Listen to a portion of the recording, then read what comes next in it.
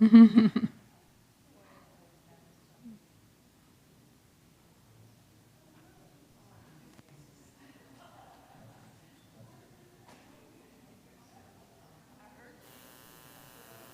heard me? Thank you.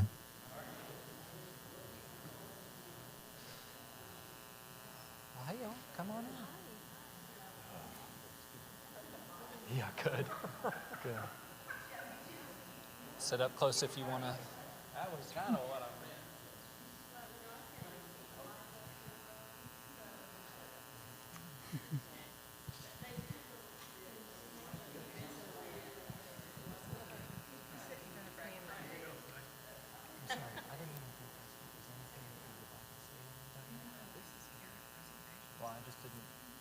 Just wanted to make sure I gave everyone the opportunity. Okay. All right, good evening, everybody. I don't get anything? Come on. Maybe if I do, well, I actually haven't trained the Blackwell Church the same way I've trained the Bremen Church, but I think you'll be able to figure it out. Praise the Lord, saints. Praise the Lord. There we go. Okay. I'm really glad to see all of you, actually. Very, very proud, because I had no idea how many people would show up tonight. And I'm just glad that you are invested in trying to figure out what's going on and trying to take active steps in discerning where your church is at and what you think he's calling you to be and to do. So first of all, tonight I invited Kara Nicholas up here in the front row. She is talking. She is a representative from what you've heard a lot lately, the WCA, the Wesleyan Covenant Association. And I asked her to come and speak tonight, not to tell you everything. As anybody who's been trying to keep up knows, this is a behemoth. It's a big, complex topic, and it's much more than can really be covered well in even 3 hours or 6. It's just a lot of stuff. So if you still don't feel like you understand the basics, how we got here, if you find yourself just still dizzy trying to figure out what's going on, how does the United Methodist Church work, how did we get to this place? Tonight's, I did not ask her to cover all of that because that's what I did last night at Bremen. And I've sent, you've gotten multiple emails from me with multiple links to videos from the WCA and from Tish Malloy, your former DS, who they all explain very well how we got here. And so I invite you, if you're still just confused with kind of those basics, go back and watch those videos. Tonight, what I asked Kara to do, and she's got free reign. She's, I think, taking my advice, but she's going to do what she feels led to do. I asked her to discuss what the WCA is, what the GMC is, the Global Methodist Church is, what some of the differences are between the UMC and the GMC, and then to kind of describe for you or paint a picture for you of, for those churches that go through the discernment process and do decide to leave the Methodist Church, what that can look like. So with time constraints and based on how God leads her, the night will go how it goes, but that's what I've asked her to do. So I'll just start us off with prayer, and then I'm going to get out of the way. I'm going to be in the back of the room, but if you need me, I'll be behind the computer clicking buttons. Let's pray. Gracious Lord, we are so thankful for your presence here in this room. We are so thankful, and we remind ourselves tonight of your gospel. Because no matter the situation, and even as we're about to get into some nitty-gritty about denominational issues, we ask you to keep the eternal mindset always in front of us as the most important thing of your Son Jesus and his eternal reign and his unstoppable victory over the kingdom of Satan and death, and our part in your mission because of the salvation that has come to us through your Son. We are so thankful for him tonight. Help us to ground everything we do in the knowledge that your Son has died so that we might live. And he was raised so that we might be risen with him. And so we are here out of gratitude that because of your Son, we have a church, and we call each other a family. And we reclaim that good news, and we place it foremost, Lord. Put it foremost in our hearts tonight, so that when we are tempted to be fearful, or when confusion feels overwhelming, we would be grounded in the knowledge of your love for us and for this whole world. And that we would never lose sight of your mission and our joyful opportunity to be a part of it. We thank you for Kara. We thank you for our DS, Carol, and that we are in a conference where we don't have to deal with a lot of hostility, but we can be civil and I pray even Christian toward one another. And so thank you for these servants who have come to serve and to do their due diligence. And we thank you for Kara, and we ask that you would bless her with wisdom in knowing how to present to us tonight. And we ask this in Jesus' name. Amen. Well, thank you, Daniel. So I have a PowerPoint presentation, but what I'm doing for you, I've used this in other settings, and so some of it will apply to my presentation today and some won't. So a lot of times I'll be just clicking through because, as Daniel said, I'm trying to make my presentation a little more focused on what you want. And I want to make it clear, I'm not here to try to persuade you necessarily to move to the Global Methodist Church. I'm here to give you the information that you need to make decisions that your church might need to make. And the reality is that our denomination, the United Methodist Church, is at a point of a schism, a divide, a division. So whether your church decides to leave or not, other churches are. And that is the reality of the situation that we have. And I want to give a little bit of background so that you understand why the Wesleyan Covenant Association even got started, what led to that, and then what ultimately led to the Global Methodist Church. So you kind of have a little bit of the history behind that. I am a delegate, and I also want to back up and just say just a little bit about myself. I'm an attorney in Edmond, but I grew up in Oologah, Oklahoma. Anybody know where that is? Okay. Actually, I grew up in Talala, Oklahoma. Who knows where that is? It's a suburb of Oologah, so my heart is for the small church, the small rural church. That's where my heart is.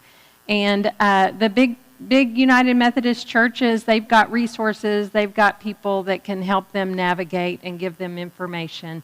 And I just have felt like the rural churches, the smaller churches maybe don't have that. And you come to church, you sit in your pew and you worship, and you're probably somewhat oblivious to what has been going on in our denomination.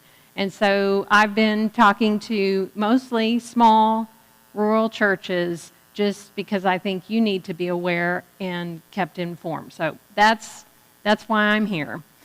I am a delegate to General Conference. So I think Daniel said he kind of maybe explained a little bit about the structure of our denomination. I liken it to our country. You know, we've got the separation of powers. We've got the legislative branch, the judicial branch, and the executive branch. Well, that's how our church is structured. And so our general conference is what would be the legislative branch. Our council of bishops, our bishops would be the executive branch, and then we've got a judicial council who would be the judicial branch. And so I'm a delegate to General Conference, so it would be like I'm a legislator. And we had every 4 years, General Conference meets to legislate. And in 2016, we came together for a General Conference to vote on various issues and matters. And up to 2016, this has been building, just this conflict in our denomination. And in 2016, it came to a head, and we were about to have a crisis. I mean, everything was about to explode. And the bishops then intervened, and they said, how about if we have a committee or a commission to try to resolve the conflict in our denomination once and for all? So they came up with this committee who made recommendations, and then we had another special general conference in 2019 that you may have been aware of, and the purpose of that was to vote on issues of human sexuality and try to resolve those issues and not have to continue to fight over those. So after that 2016 General Conference, there was a group of people who met and decided we need an association that will work to try to preserve the book of discipline that we have, the orthodox theology that we have. The idea was to bring renewal and reform to our denomination so that we did not continue to have the conflict that we were having. And so the Wesleyan Covenant Association was formed. And I was asked to be on the council at its inception. And so I've been on the council for the WCA since it started. And I've been in every single meeting that has been held. And so initially, the WCA met, and our focus was on renewal and reform. We were going to stay, and we were going to fight to keep the denomination the way it was in terms of what the Book of Discipline said, and we were going to work to try to address the disobedience in our denomination, because that's really the problem. Is if you've got laws and the bishops don't enforce those laws or the Book of Discipline, then you have chaos, right? It would be like the president saying, I don't care what Congress says or passes, I'm not going to do what they say. I'm not going to enforce the laws. That's what has been happening. And so the WCA, we were going to try to address that disobedience. So we worked and advocated for what was called the traditional plan, a plan that would keep the stance on human sexuality the same. That does not mean that we don't welcome gay persons in our church. It means that our pastors cannot perform same-sex weddings and cannot be self-avowed practicing homosexuals. So we were working to preserve those provisions in our Book of Discipline. And after 2019, we had the General Conference, and that traditional plan prevailed. And that plan also was supposed to have enforcement mechanisms in it so that we didn't continue to have bishops and other leaders in our denomination who were violating that. And so we end 2019 General Conference, and it was awful. People were furious, progressives and centrists who wanted a different plan were mad. And immediately after 2019, what we saw is whole conferences taking votes saying, we don't care what General Conference passed, we're not going to abide by the traditional plan. So you had that going on in Western jurisdiction. You had Iowa voted and said, we're just not going to abide by the book of discipline. So this whole idea of it, the conflict, we're going to resolve the conflict once and for all in 2019, that didn't work. And so the WCA began to realize this didn't work, so now what are we going to do? And so a group of people got together, and there was a mediator, a very high-powered mediator, who volunteered his services, and they came up with, and I'm going to try to get to where I am on, they came up with what's called the protocol. So we had what we call progressives, centrists, and traditionalists. People of all views came together and mediated a separation plan. Now, that separation plan had to be approved by General Conference, but it appeared that everybody was in agreement. We need to have a separation. We want it to be amicable, so we don't want it to be like a lot of the other denominations who have already gone through this, and it's been a mess, and it's been litigated, and it hasn't been a good witness of the gospel to others. And so that mediation group decided we're not going to do it the way other denominations did. And so they came up with the protocol.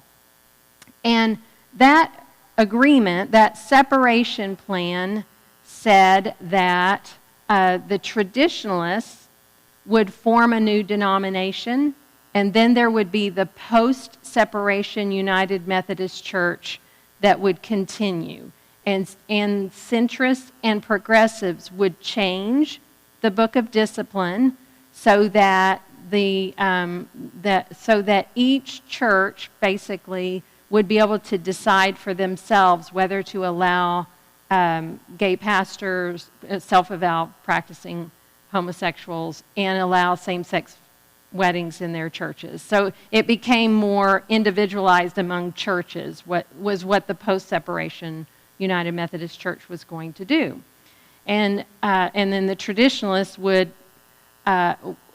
people say the traditionalists would leave. It was a separation plan, and somebody has to leave. And it was the traditionalists who said, we'll be the ones to do it. And the number one question I get when I give these presentations is, well, why would the traditionalists be the ones that have to leave when we won the vote? And that's a good question. And the reason is because the progressives and the centrists were never going to leave. They would not do it.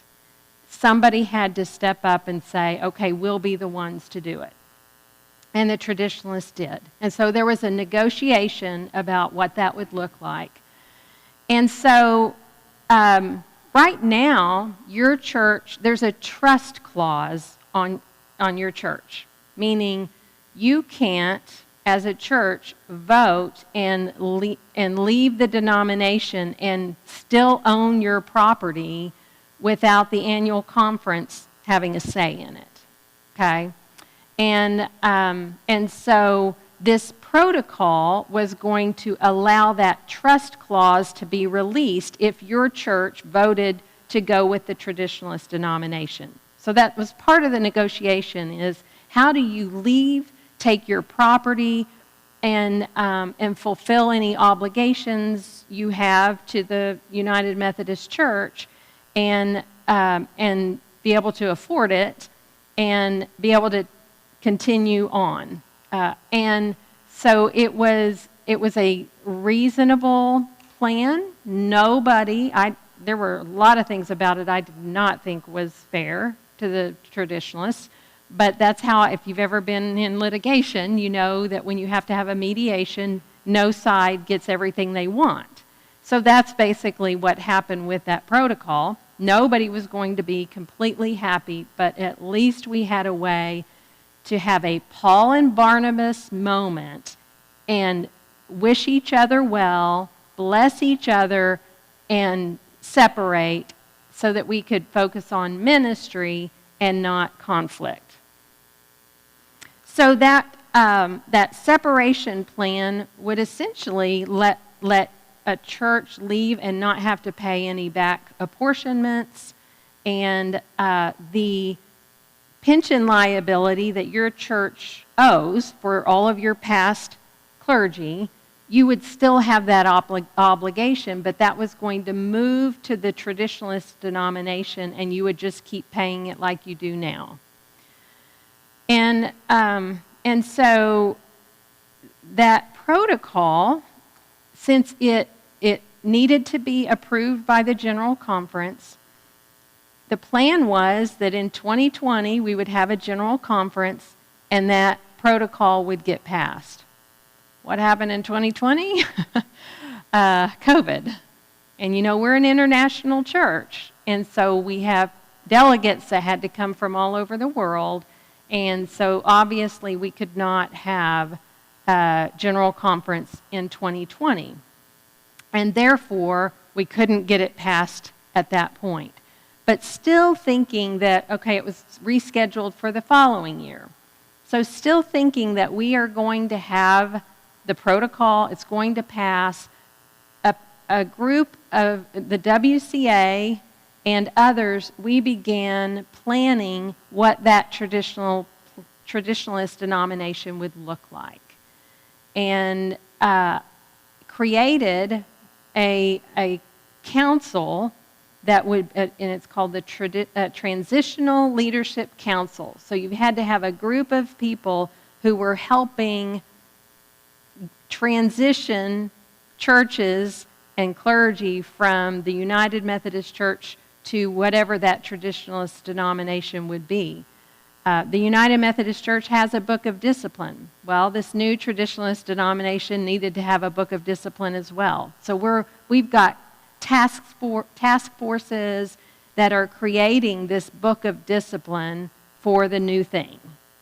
And then it was announced, the name was announced. And there was a lot of behind the scenes on that and a lot of gathering information from all over, you know, from Africa, from the Philippines, United Methodists from all over. We got input on what that name would be. And it was announced that it would be the Global Methodist Church. And so, again, we're thinking that we will be able to have General Conference in 2021. And the Global Methodist Church would launch, and we'd have this amicable separation. So this is my editorial, but 2021 came along, and there's a commission on the General Conference. There's a committee that decides when General Conference will be, and they make all the plans for it, make all the decisions regarding it. So we get to 2021, and they decide we still can't have General Conference. So it's postponed again to 2022. And in early this year, that committee, that Conference on General Conference, they met again, and they decided to postpone 2022 General Conference. Now, by this point, it's becoming a little suspicious to traditionalists. We didn't have trust. We haven't had trust in our leaders for a long time. And I'm just telling you that did it. Because there are other denominations that have to bring in delegates from other countries, and they have figured out a way to do it. And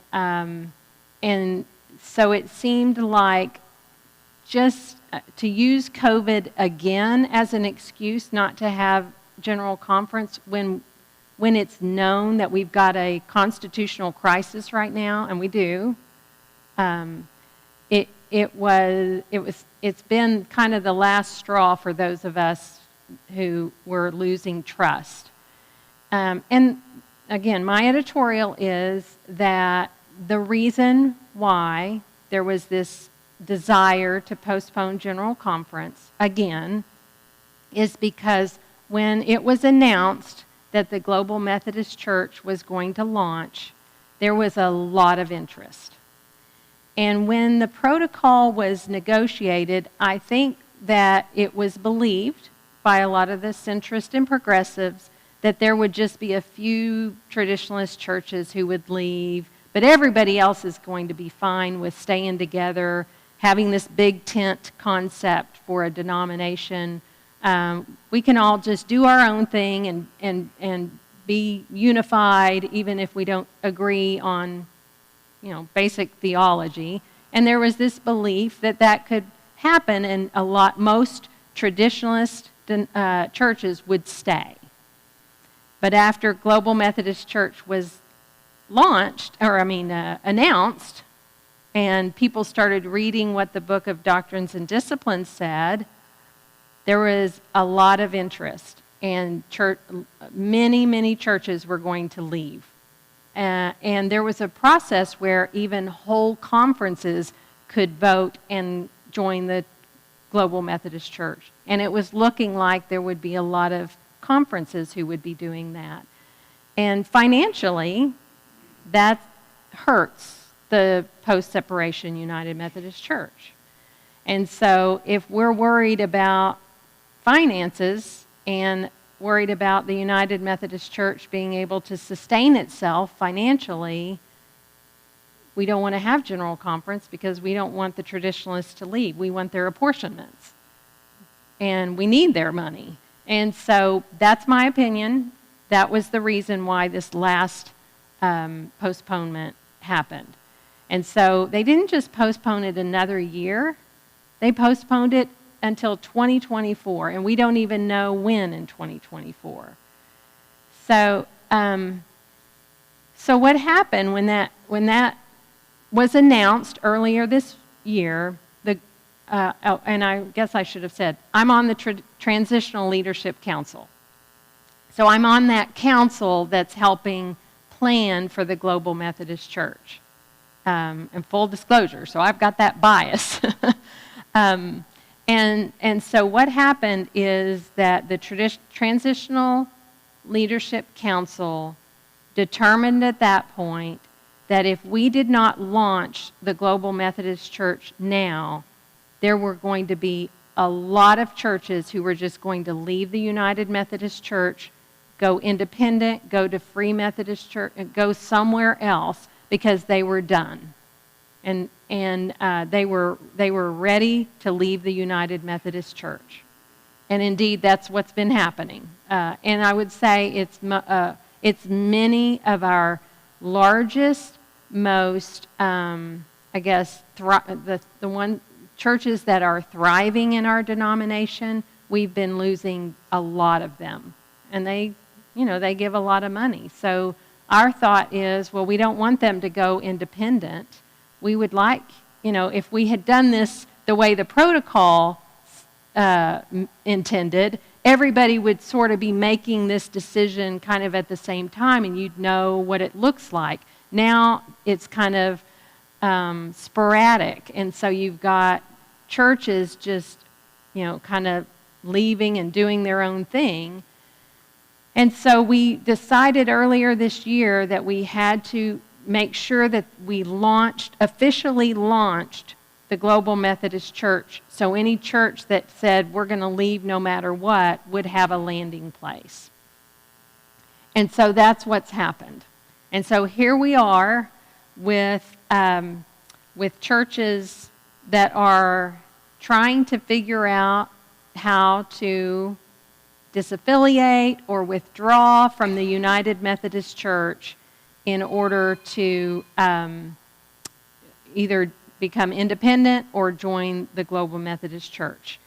And instead of having a clear process for doing that, unfortunately, it's a mess.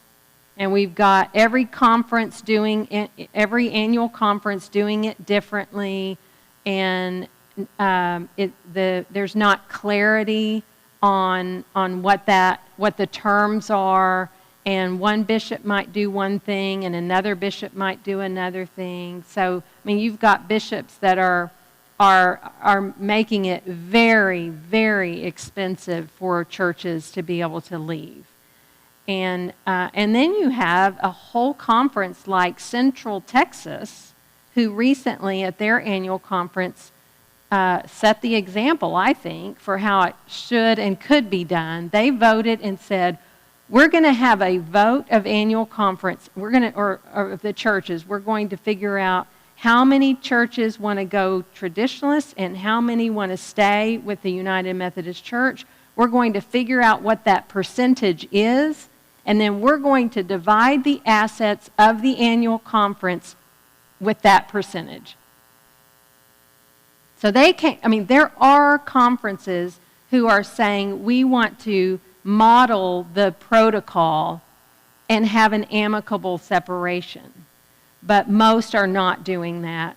And so, the conflict that we were trying to avoid with the protocol it's worse than we could have expected. So I'm trying to think, and I'm open to questions right now, because what I want to do is make sure that I talk about the Global Methodist Church, because I think that's, Daniel wanted me to let you know what the Global Methodist Church looks like. But before I do that, are there any questions that you might have about how we got to where we are?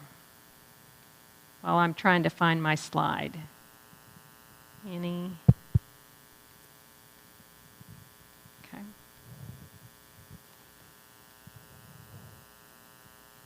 And as questions occur to you, you could also write them down, perhaps on an envelope in front of you. I also have a handout I meant to give you, which I didn't, which I might do quietly here in a minute. Yes, Rita? I can't get this mic to you. Mm-hmm. Yep.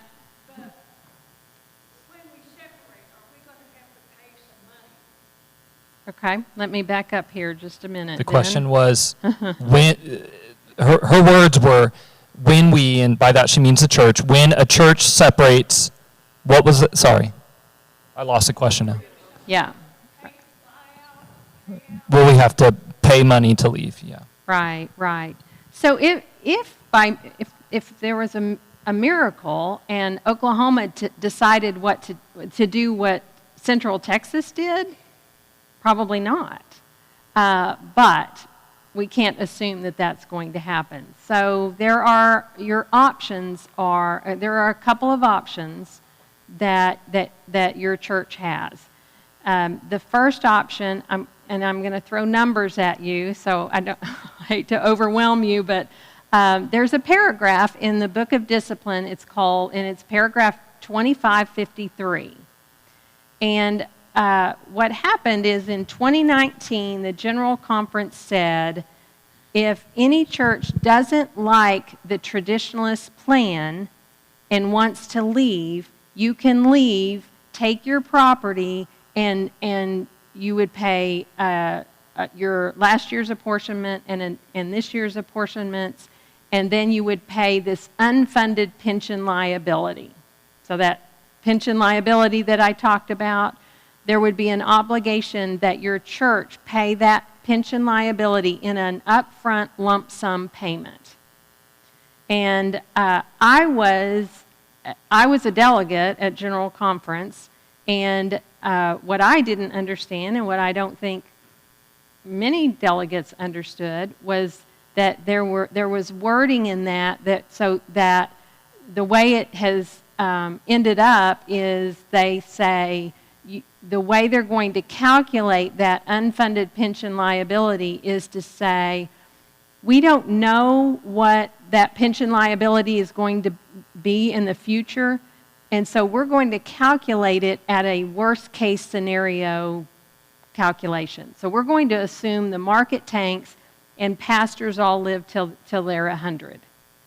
And so whatever that calculation is, that's what you're going to have to pay up front, one in a lump sum.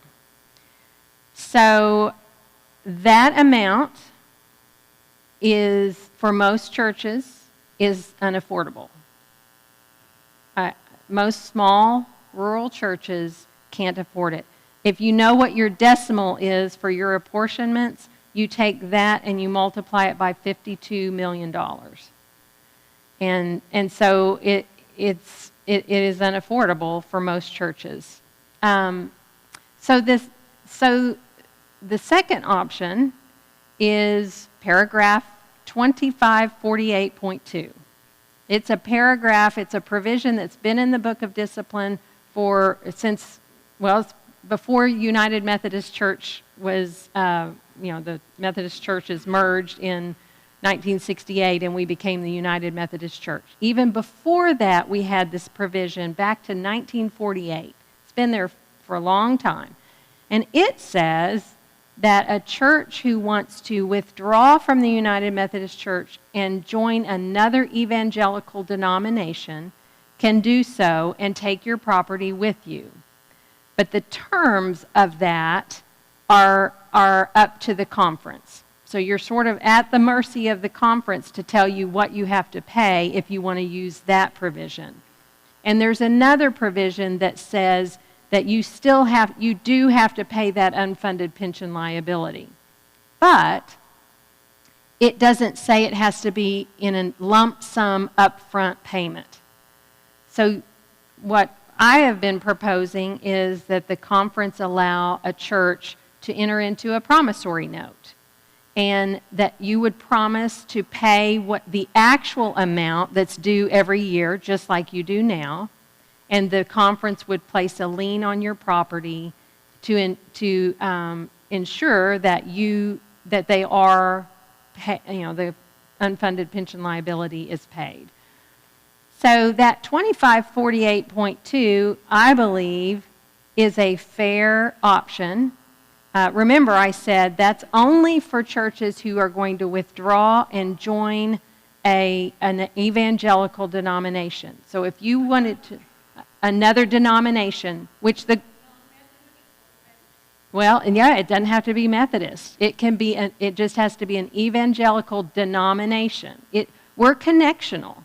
So if you want to go independent, 2548.2 is not an option for you, because we value connectionalism, and that's what our denomination is all about. So the idea is, because of the value that we place on connectionalism, we would be saying, yeah, okay, this other evangelical denomination is a better fit for you. And so you could do that. And you enter into what's called a comity agreement with that other evangelical denomination and your annual conference, and they come to an agreement for how we go from United Methodist Church to Global Methodist Church. And you just negotiate that. So that's what I propose churches do. I don't... Mm-hmm. Okay. Mm-hmm.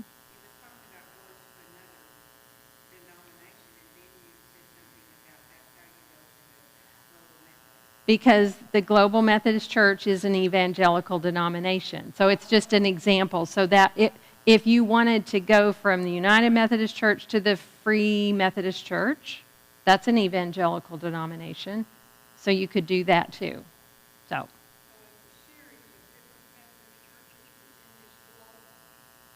Yeah, the Global Methodist Church is going to be a global denomination. There's already...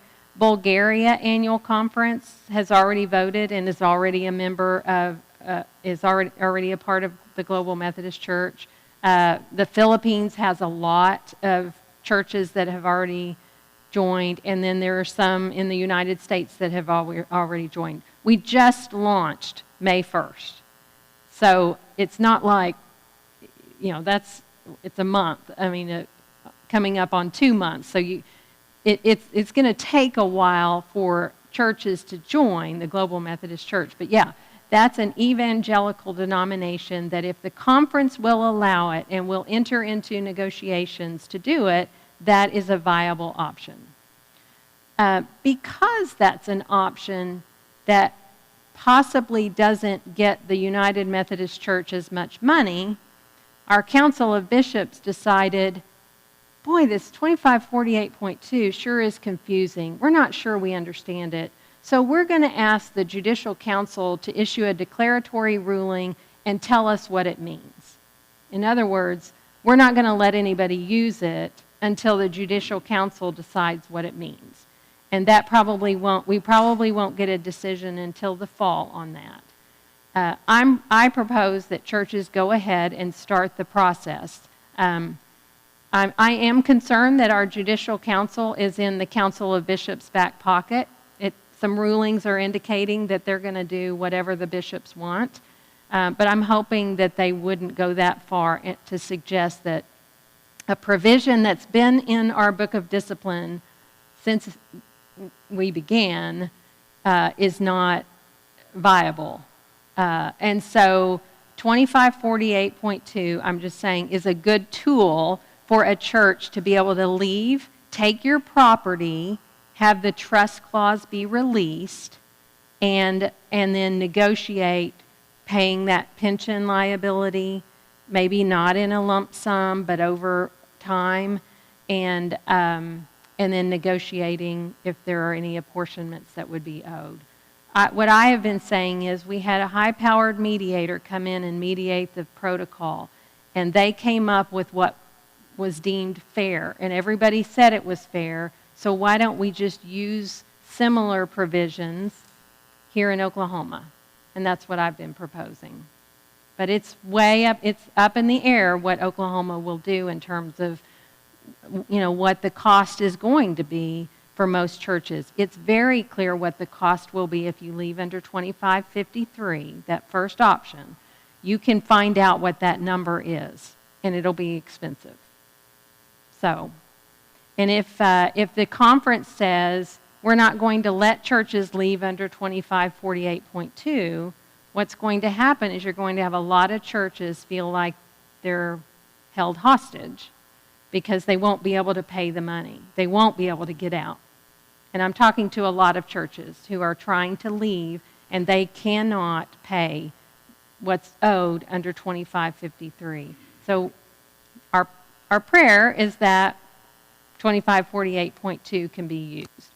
The only other option for churches is that you negotiate with the conference and you have to basically buy your building back. So you've paid for it. Now they would want you to pay for it again. So that's another option that could be used.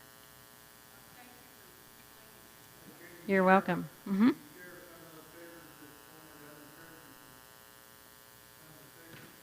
Can I share with... Oh.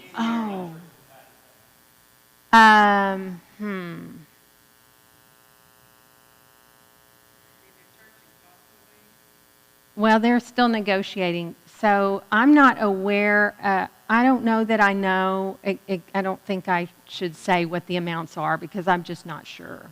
Yeah. Mm-hmm. So, Just a second. Mm-hmm. well, to clarify how you would find that number out, the process is on, and it's what I talked with you about, and it's on the website under disaffiliation. Your administrative council chair, your administrative council needs to decide that you want to get this information. The chair and the pastor sign a request to the director of transitional ministries, and then they will do the tabulation. They, being the people in the conference office, will do the tabulation. The number changes because the market changes. So it's good for, I believe, a quarter, and then you would want to get it again.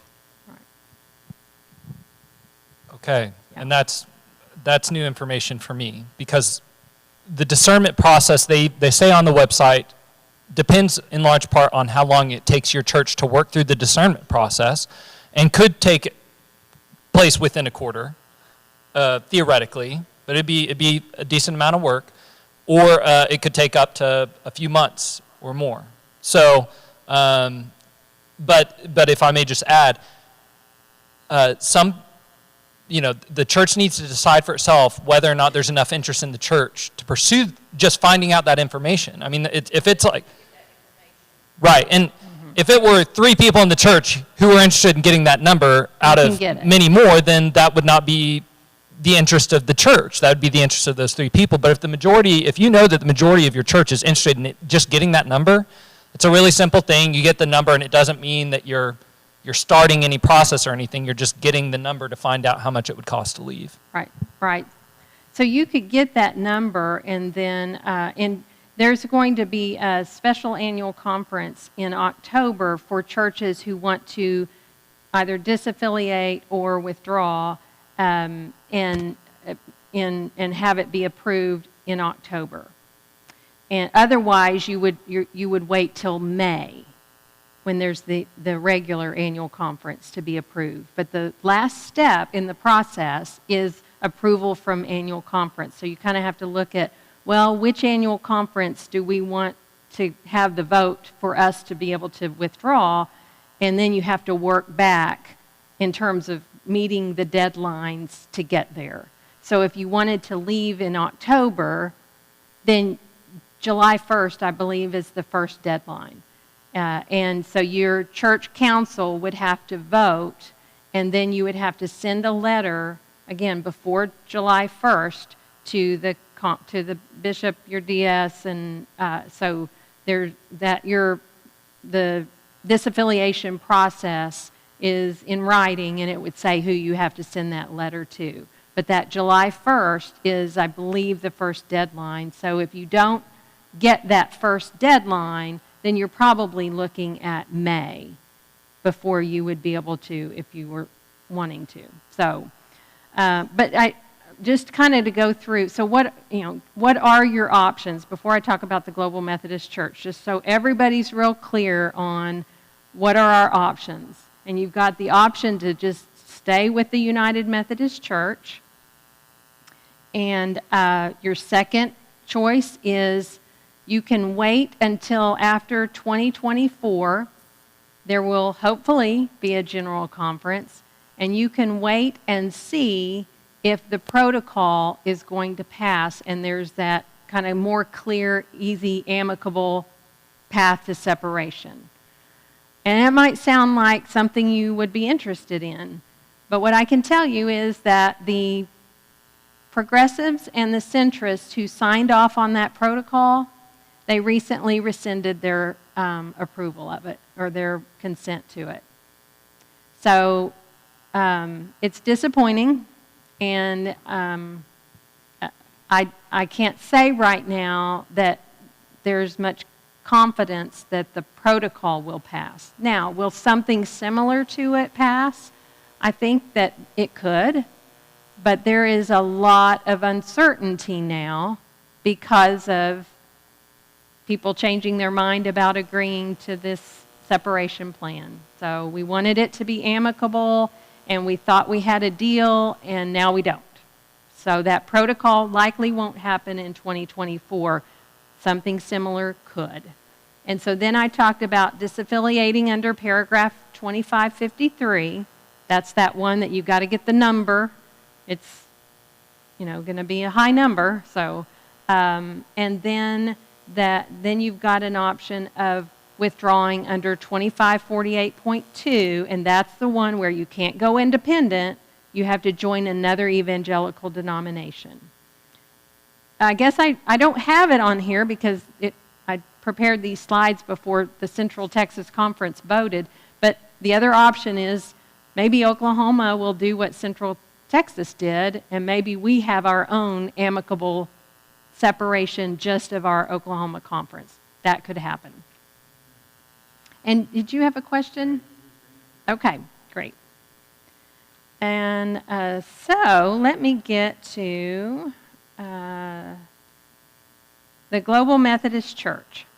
So I talked about the WCA, and I've got to move through this pretty quickly. The WCA, think of it as the midwife birthing the Global Methodist Church. And so the Global Methodist Church, as I said, we do have what's called a transitional book of doctrines and discipline.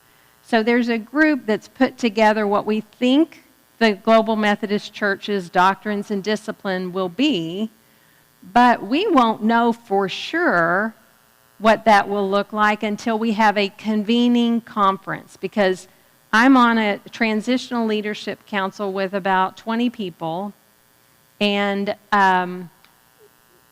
you probably don't want 20 people deciding everything forever. So we want to have a general conference at some point, have delegates who go and vote on it. But we have a pretty good idea what it will look like, because the WCA has had task forces with a lot of really smart people kind of thinking through what do we want the Book of Doctrines and Discipline to be. And a lot of what we're doing is looking at what hasn't worked. I mean, why are we in the conflict that we're in the United Methodist Church? Well, whatever caused that, let's not do it again. So there's been a lot of thinking about how do we do this and not create the same mess that we find ourselves in at this point. The Orthodox theology that goes all the way back to John Wesley, we are absolutely preserving that. We are going to be a traditionalist denomination, and the issues on human sexuality will be what they are now in the Book of Discipline, and our stance on the resurrection and the atonement, all of that will be the same. What will be different is the emphasis on requiring that our pastors actually believe it and teach it and don't cross their fingers behind their back when they take enter into the covenant to become a pastor. And that's what we've had. I mean, we've had a lot of pastors in our denomination who have violated the covenant that they took. So there's going to be provisions that enforce the Book of Discipline. There will be bishop's tenure will be term limited, and it will be a little bit different because someone could become a bishop, their term could end, and then they go back to the pulpit. I mean, they go back to a church. So they don't just retire and then get paid, the bishop's salary. They go back to a church. And the idea, too, is that a bishop is going to be a pastor to the pastors. That will be the emphasis on the bishop's role. A question that has been asked is, well, what about appointments? So, the bishops make appointments appoint pastors to churches. That will continue.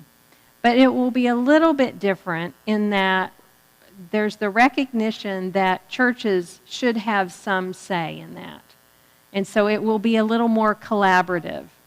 So you might be given 3 names of clergy, and you would give feedback to the bishop and say, we think this is a better fit. What's not going to happen is we're not going to allow all of the churches to say we're not going to accept a woman pastor.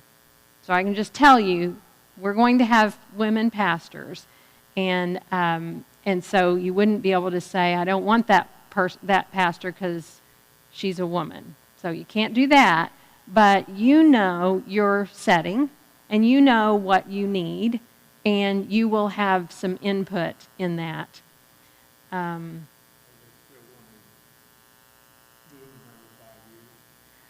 No, I don't think so. So that's the other change. If you're happy with your pastor, and your pastor's happy, and it's a good fit, we're not going to be moving your pastor around a lot. Yeah, that will be different. To repeat Kent's question, Kent had just asked if pastors will be moved. He said every 5 years, but I think he meant to just say more frequently than we like. Right, right. All right, connectional funding, apportionments. You know it as apportionments. You know that's that's the tax you pay. In the United Methodist Church, you know you pay apportionments to the Oklahoma Annual Conference, and you pay it to the general church. And the way that is determined, how are your apportionments paid? Well, as I said, I'm a delegate to General Conference. And we meet every 4 years, and we decide what the budget is going to be for 4 years. And we dream big. And we think, we can do all this stuff. This is the number. This is the budget. And then we apportion it among all the churches. So it trickles down. It's decided up here, and it trickles down, and you get your number, and you got to pay it. So what will be different in the Global Methodist Church is it will not be called an apportionment. It will be called connectional funding. And you have your, I think I might even have a slide on this. You have, let's see if I can find it. Oh. Well, I can't find it. So you have your income, your operating income. I can get that word. So your church has an operating income. You also maybe receive bequests, memorials. Maybe you have a capital campaign drive. So the operating income is the only figure that will be used, and there will be a percentage. You'll pay 1.5% to the global church, and up to 1.5%, and up to 5% to the annual conference. And that's the max. And so money given for your capital campaign is not going to be included in that figure that you're taxed on. I'm going to say it that way. So it will. You're probably going to be paying half of what you're paying now. And the problem a lot of us see with the apportionments that we're paying right now is we know a lot of money is going up to these global, these general agencies in our denomination. And you have no idea what's being done with that money. You're not feeling like you're getting any benefit from it.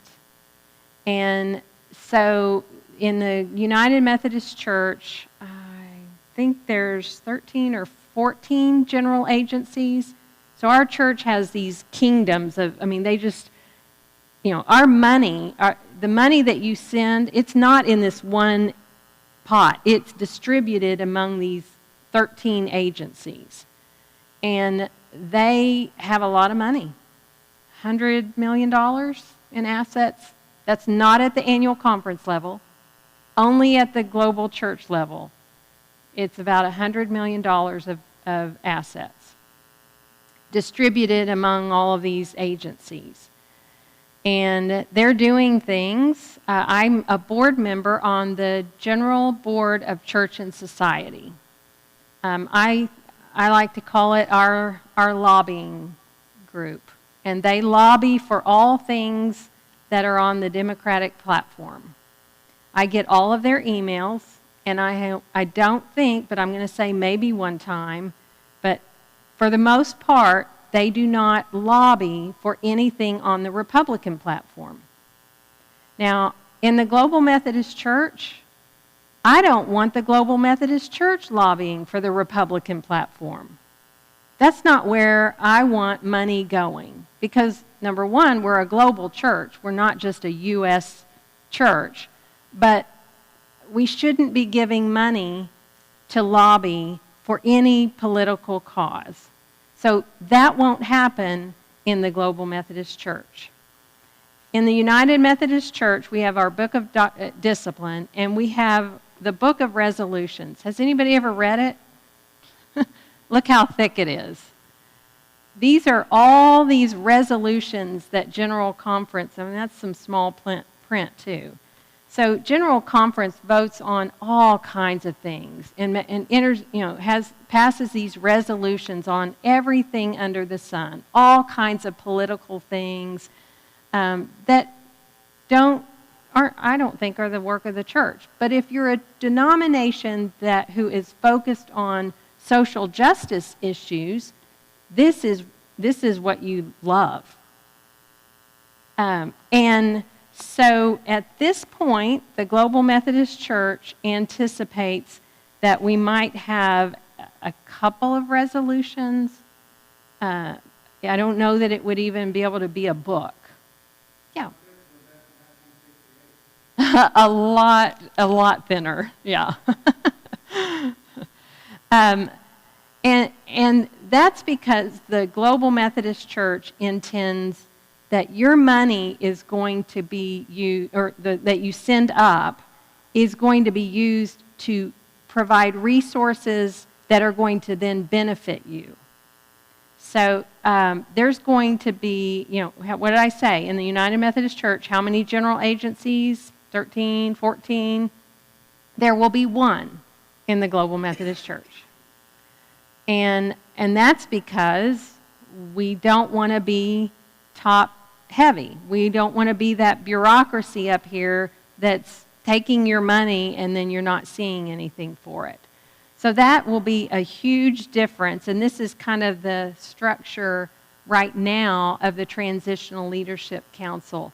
You've got these commissions on various, you've got the commission on evangelism, mission, and church planting. But what's the difference? In the United Methodist Church, you have general agencies with a lot of employees, and you've got to send money so they can employ all these people. These will be volunteers who are on these commissions, and it'll be very similar to the task forces that I talked about that got us to this point of creating the Global Methodist Church. Everybody was doing it volunteer. So there's not going to be that bureaucracy with the Global Methodist Church that you saw. Let me see. Trying to think of what else I want to cover. Okay, let me talk about what it might look like to you. I mean, I've kind of talked about the structure of it all, but how are you impacted if you decided to join the Global Methodist Church? What does that look like? Well, for the most part, the Book of Discipline is going to be pretty similar in a lot of ways. For the local church, it's not going to be that different.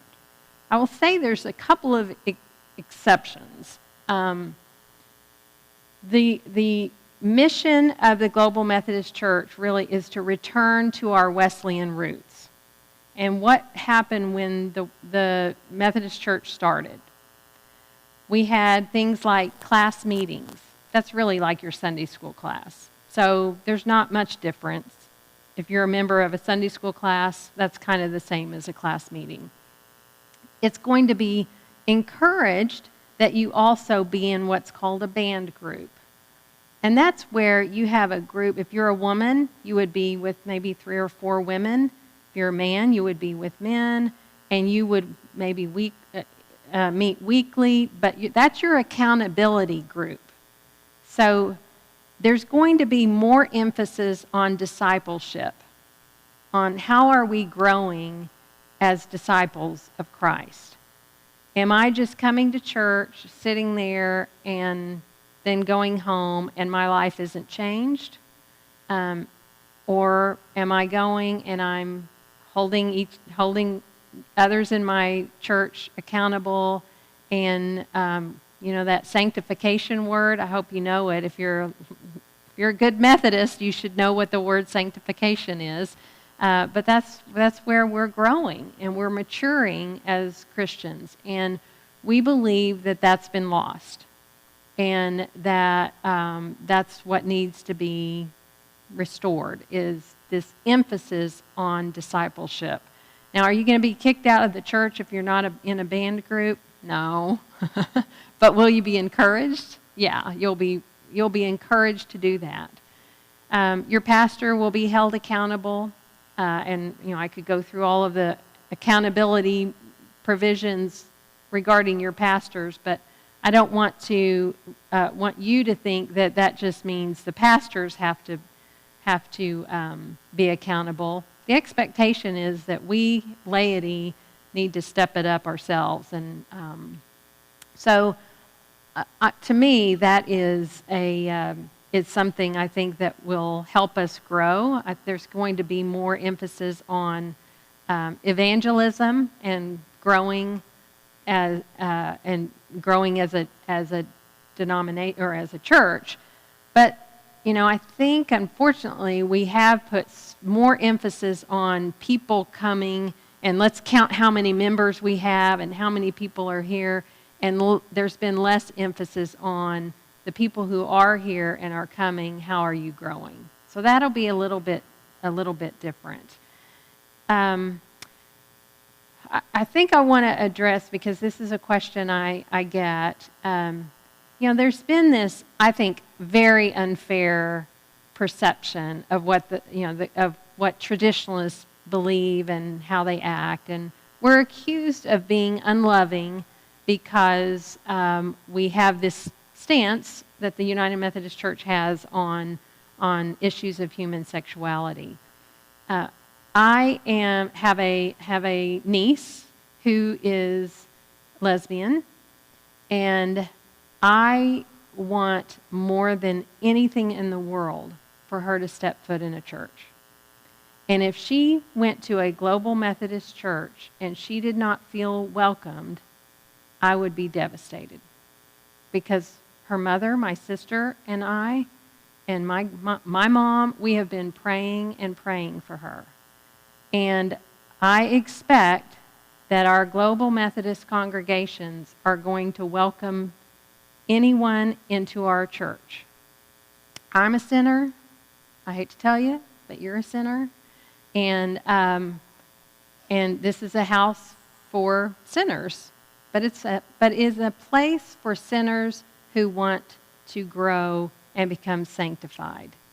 And so I don't expect to go to church and be told that my sin is okay and I can just stay the way I am. And I wouldn't want anyone to tell my niece, you don't have to grow, you don't have to change, you can just be the way you are and we're going to accept you the way you are.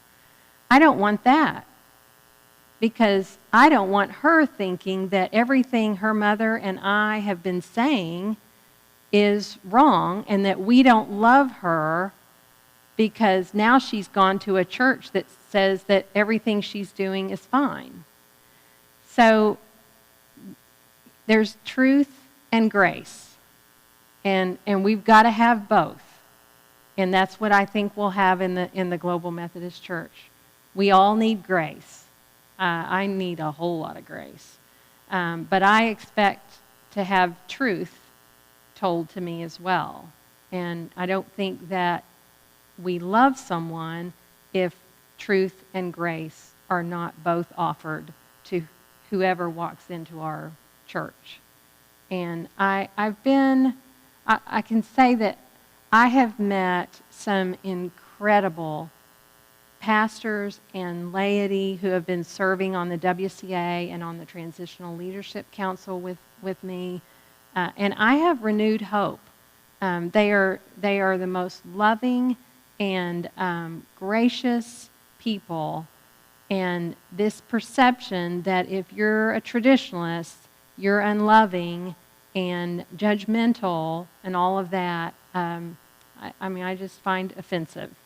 And so I don't see that with the Global Methodist Church, and I hope that that's what you will find as well.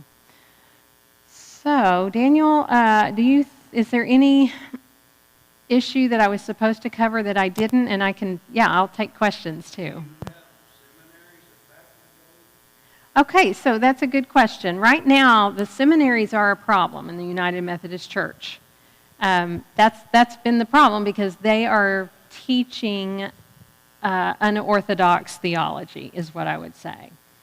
So the way it would work is there will be recommended seminaries, but instead of, right now, the United Methodist Church gives a lot of money to these very progressive seminaries. They just give the money to the seminaries. With the Global Methodist Church, there will be money that will be given and it won't be given straight to the person going to seminary, but in essence, that person decides, I want to go to Asbury Theological Seminary, and so the money will go to Asbury because that person is wanting to get their degree from Asbury.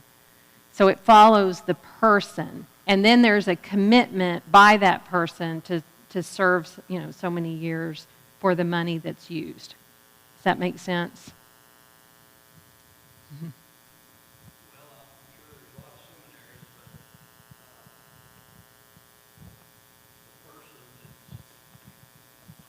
The person that's going to seminary, he either turns out progressive or he turns out conservative, and Right. And so when Yeah. he wants to join the global church, Mm-hmm. he would have to have some kind of commitment from wherever he trained. Yeah. Well, and there will be, so they could go to seminary, but then there still will be that process of becoming ordained, and they do have to make a commitment. I think what will happen, though, it'll be more, I don't know, strenuous is the name, but right now, like in Florida last week, they had their annual conference, and the Board of Ordained Ministry approved 2 ordinance who are practicing homosexuals to go through. Now, it got voted down, but boards of ordained ministry currently do approve people who shouldn't be approved. And so the expectation is that we'll have people who are committed to Orthodox theology, and will try to uphold it. What you may not realize is that the process for somebody to become, to start with the ordination process and go to seminary, it starts in your church. So the problem is that your church might approve somebody who really shouldn't be a pastor. So it's like your church council, the church council approves it first, and then the SPRC. SBRC, and then admin council or charge conference approves it. So that person would never really even get to seminary or get to the process if the local church hasn't already approved them. I would say that's where the problem has been. We haven't done a very good job at the local church level to vet people to go. But there, So. Mm-hmm. So I think I know part of this answer already, but I'd like you to speak to it. The issue that churches disaffiliate and pastors disaffiliate, but not necessarily together. Right. But the other part, so I'd like you to speak to that a little bit, but the other part of that is, let's say we got really aggressive, decided to disaffiliate, met the July 1st deadline, which this is an unlikely situation, and actually disaffiliated in the fall. Is the GMC going to be prepared and have pastors to assign that quick? Yeah. So. Yeah, but that's a very good question, because it is a separate decision. So Daniel makes his own decision on what he does, and he may want to do something that's different from what your church does. So this decision for your church is lay-led. Now, it's helpful if you've got a pastor who's helping you and giving you information and that sort of thing, but this is a decision that laity make, and Daniel makes his own separate decision. And so, in some cases, you're going to make the same decision, and in some cases, the pastor will make a different decision from the church. So, and the way it will also be is that, there's probably, Daniel's, you've got the 2-charge situation. We're going to see a lot of that. Maybe 3-charge, there's, especially at the beginning, absolutely. So you'll definitely see that. But what I'm hoping comes out of that is that we become more connectional. I think we have not done a good job of being connectional, and so I would suspect that your church might feel isolated at times and like you're more of like an independent church than you are a part of a denomination that has members in Africa and Philippines, and there's the desire to make you feel like you're a part of a global denomination. So the way that we're envisioning that is right now, churches in the Philippines and Africa and some areas where financially they don't have a lot of money. And so the way it is now is that funding comes from the general agency level, and they just pay money to Africa or wherever. And again, you aren't a part of it. So instead, we might have an Oklahoma annual conference partner with North Katanga in the Democratic Republic of Congo. And there would be a partnership. And your church might even partner with a church, an individual church in North Katanga. And it will be not you just being the ones that give money to the church in Africa, but it is a true partnership, because we have a lot that we can benefit from and share and learn from. Africa is knocking it out of the park in terms of growth. They know how to grow a church. We don't. So there are things that you can gain from that church, but again, it would be a partnership instead of, here we are, the U.S. coming to your rescue, Africa. We don't want it to be that way. So, sure.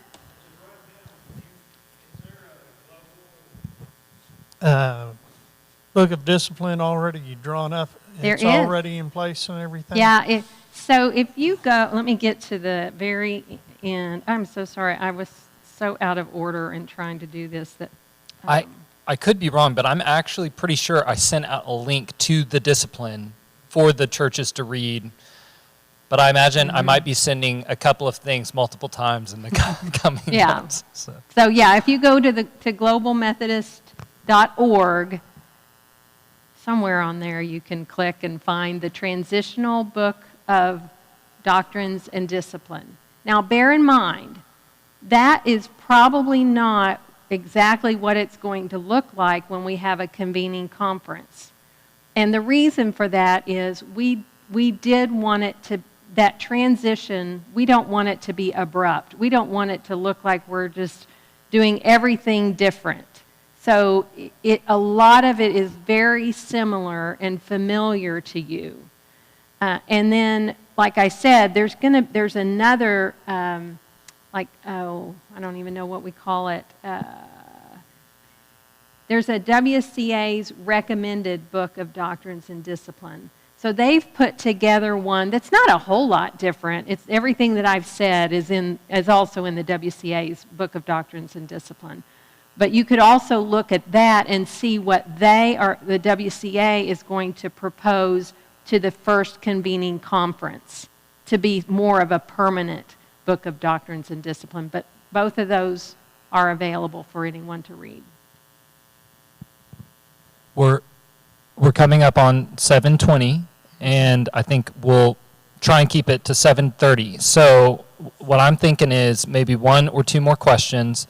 And if I see a bunch of hands raised, we might just hear them all and then decide which one or two we can answer right now. Yeah, raise your hands. Everybody that's got a question right now. Okay, those will be our last two.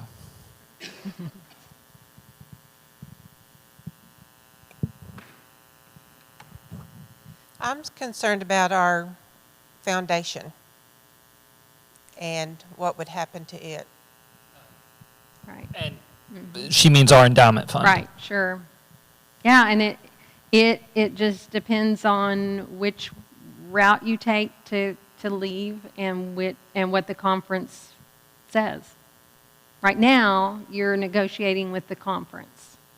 And so I can't really say what would happen. I don't.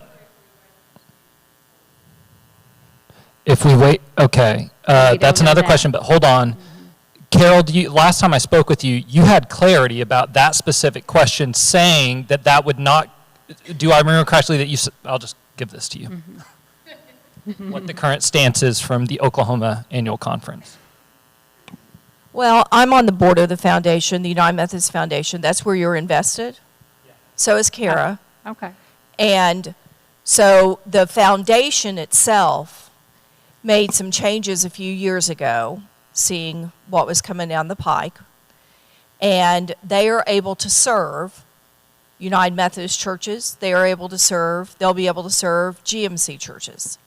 So the fact that your money is in the United Methodist Foundation, that United Methodist is still the name of it, because we still have, and there will be the United Methodist Church. That was the other thing that was in question, but it's not in question anymore. So your funds are still going to be invested there and taken care of as you want them to. Now you saw the differences that she gave you in terms of the choices the church has. So under 3553, all your assets go with you. Under the other paragraph, which is 2548, all your assets go with you. So, Sorry, what was the difference? 2553, what's the difference between 2553 and 2548? the 3553 is the disaffiliation agreement that the 2019 General Conference voted in. But in that disaffiliation agreement, which every annual conference trustees has the responsibility and authority to determine, they're the ones who determine, the board of trustees for the conference, the agreement. And in that agreement, your assets stay with you like your property.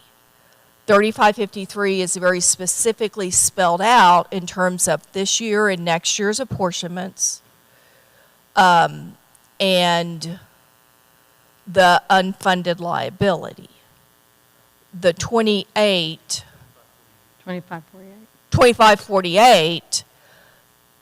the unfunded liability is not spelled out. Right. And so my understanding from what Kara said, and my understanding from being on the cabinet, is that that's a major difference, is that there's more, if the bishop is going to allow the 2548, there's more negotiating power. But in both of those, there's no assumption that your assets don't go with you.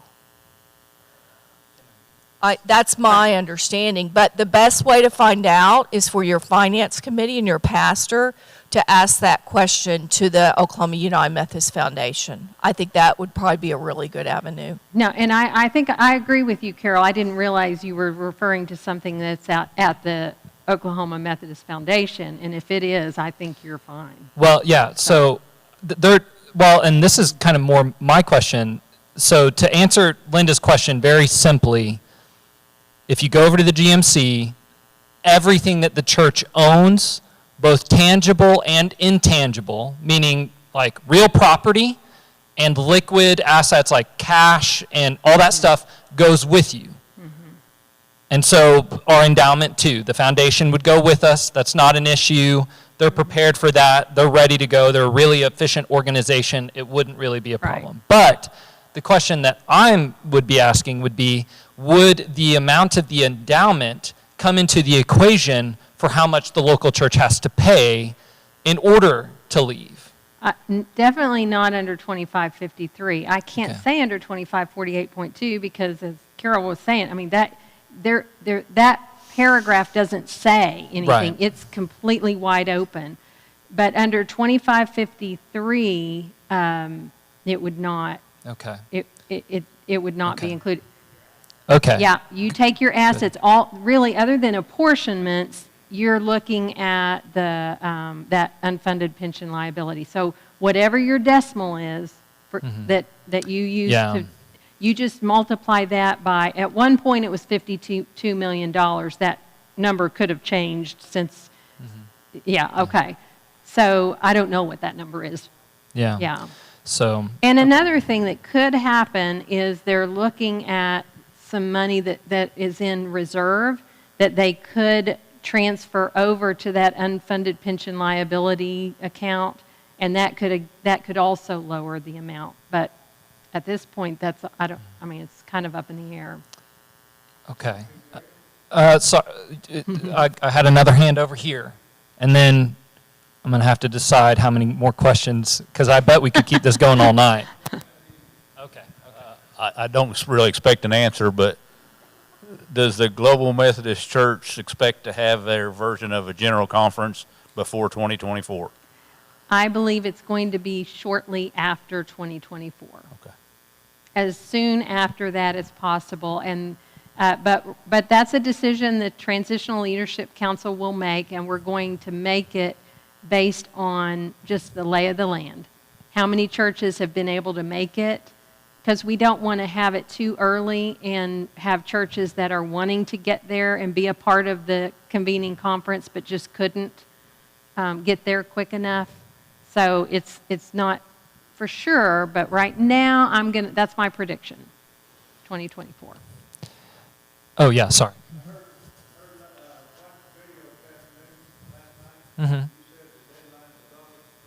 Oh, okay. Different deadlines. So you know this better than I do. Okay. I was telling them last night, and I might have been misinformed, that to my knowledge, the final deadline to be done with the entire process of working through 2553, which is the only process that's been spelled out in terms of deadlines from the conference, that the final deadline to have it all done before this October's annual conference was August 1st. No. Okay, wrong. August 28th, August you have 28th. to have had your church conference, your church conference vote. So that's the deadline. And then I think there's a deadline. I don't mind looking real quick if you want me to. It's a month a month before before, the right. annual conference. Yeah. Right. Okay. right. Okay. Thank And you. I don't mind giving you. Tish gave that to us. I can Okay. give that to you. So yeah. And all of this is available online, very accessible on the annual conference's website. I will send out a link to the specific webpage where all of the information is housed. This is another. Tish gave it to Lisa Beavers. It has the exact dates, whereas that other one, I think, on the website doesn't have the dates. So September 21st is when you have to have paid everything. I mean, there are all these requirements. You know, you've got to have your inventory listing of properties. So that's the day, kind of the last deadline. Right. And August 28th is your deadline for having your church conference. So your church-wide vote would be then. Okay. July 1st is when your church council has to vote to disaffiliate or withdraw under 2548.2, and then there's a letter that you have to send to the conference, and so you'd send that letter by July 1st. And if you want to get on the October agenda This year. this year. That's This- if a church wants to leave the United Methodist Church this year, then they have to complete all of this paperwork and paying off the things by that date in September in order to leave in October at that annual conference of this year. So if you decided to, if your church council voted to withdraw under 2548.2, you'd want to get that letter sent to the council, to the conference by, that July 1st, and hopefully get an answer by August 1st or so. I've given that August, that's maybe where. Oh, that's where I got August 1st is where I'm hoping you'd have that month to negotiate with the conference and know what the terms are. Because if your church conference is going to vote to withdraw under 2548.2, you want to know what the terms are before you vote. So hopefully that would take place in July.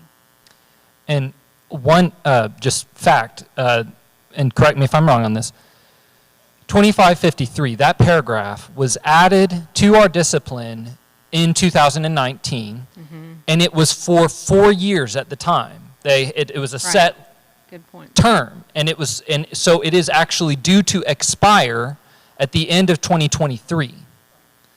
And so, and here's the part where I might need correction. When I heard Tish's presentation that I've sent out to all of you, she said that the bishop had committed, because the issue is when it expires at the end of 2023, we then have an awkward period between when that ends and the General Conference of the United Methodist Church, which would be then, I don't know what time of the year that normally is. I haven't gotten to go to a General Conference yet. Yeah. So it would be 5 months, a 5-month period of theoretically, we don't know what would happen. We don't know if there will be a way for churches to leave, because currently the only official avenue churches have been given to leave is 2553. So, to my knowledge, what Tish said was the bishop had committed that there would be something either similar to 2553 or very similar legislation that he would make sure to kind of provide until General Conference had convened. But he couldn't, I don't think, Legally speaking. he can't create legislation. So the way I interpreted that is he might be willing to use 2548.2 between July 1st, 2024 and whenever General Conference takes place. Oh, okay. But my question is, well, if you can do it then, why not now? Okay. But that would be the only other avenue is 2548.2. Okay. So there's, yeah. It's uncertain. Some things are getting clear, but a lot of things are very unclear. And so it's unclear what would happen after 2553 expires. Yeah. Okay. If people need further information, like I said, I'll try to make sure and send out an email that just has the main resources that you need. Because like she said, this process is all on y'all. My only role is to provide information and to invite the bishop or DS and any other groups that you want to come to give you information. I can be a go-between person, but I'm not leading this. I'm not leading your process. I'm not going to push you to make a decision. Only maybe if I know what you desire and you're not like moving, I might say, hey, you're going to need to move or else you're going to miss this deadline, and just remind you. But this is all on y'all.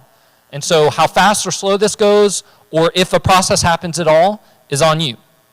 So I will try and provide you an email that has the links to things that you need, the videos I've sent you, but also the conference webpage, WCA's webpage. Is there any other way that they can inform themselves that I haven't thought of other than a bunch of links I can send them? Oh, yes. Thank you. July 10th? Yes, which is a Sunday, right? At 2? I was about to say 1:32. So July 10th, a Sunday at 2 o'clock, the district office, well, yeah, it is a district event.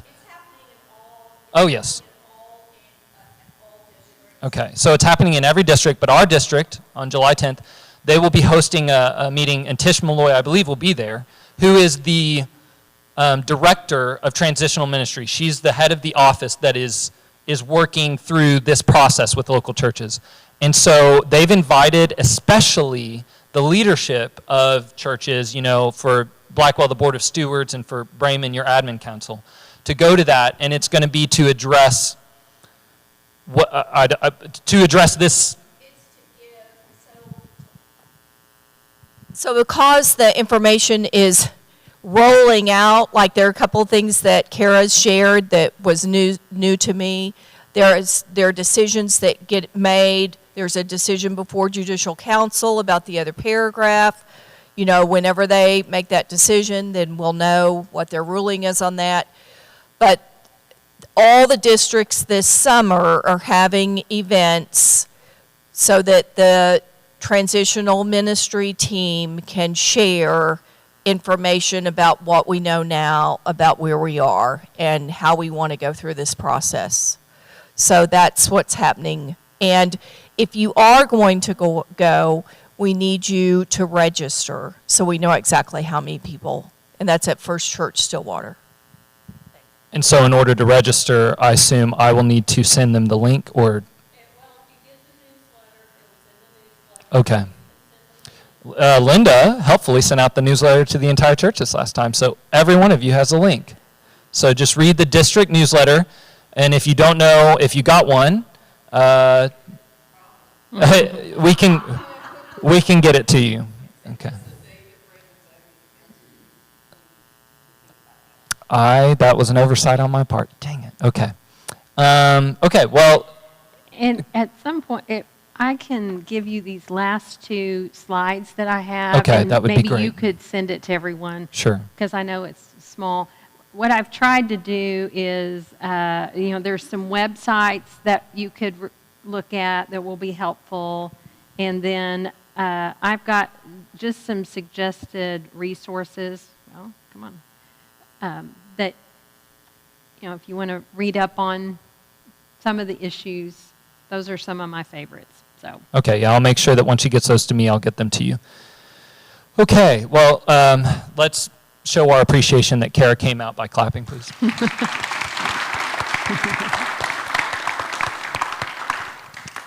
Well, as we go forward, we're called to be Christians, okay? Disciples of Jesus who display, show holy love toward one another. And so whatever the coming months look like, may it be that. Holy love. Amen. Okay, let's go.